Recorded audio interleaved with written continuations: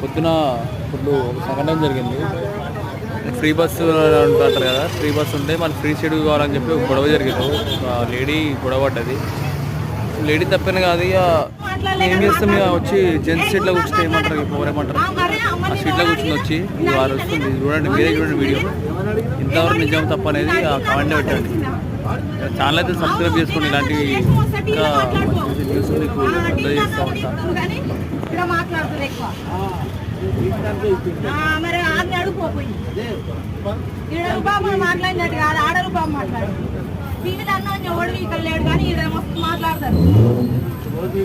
ఆడ బాడుకోవాలి అన్ని కూడా కన్నం తిట్టినా ఎవరిని అడుగుతున్నారు పోయి. అంత దేశం వచ్చిన మరి సీటు కూర్చున్నావు, రూల్స్ ఏం లేదు,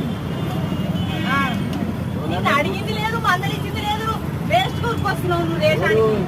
అసలు వేస్ట్ ఇన్వాల్వ్ అవుతున్నావు. నువ్వు ఎందుకు అవుతున్నావు? నువ్వేమన్నా రాసి పెట్టినావు ఇది బస్సు సీట్ ఎక్కాలని? అరే లేదు రే లేదు, ఇంకే అదేంది? అరే ఏంది? నేను మందలిచ్చినా నువ్వు ఎందుకు మాట్లాడుతున్నావు? ఆయన రూపాయి వల్లందుకు నేను అడిగినా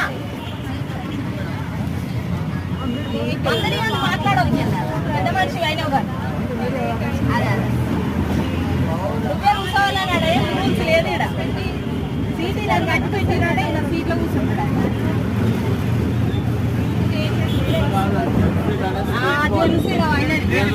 ఫ్రెండ్స్ లేదు, లేడీస్ లేదు, అందరు కూర్చుంటారు. ఇది అందరిది ఏంది?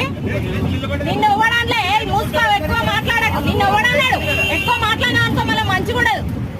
నేను మందలి అని ఎందుకో ఉరికొస్తున్నా, అంత ఉరికిలాట ఉంది మీకు. పాసల మొగలు ఉర్రీడు అవన్నీ. అవును మరి, నువ్వేం మాట్లాడకు. అవును మరి, మొగల సీట్ ఎందుకు మాట్లాడుతుండు? ఎందుకు మాట్లాడుతుండు?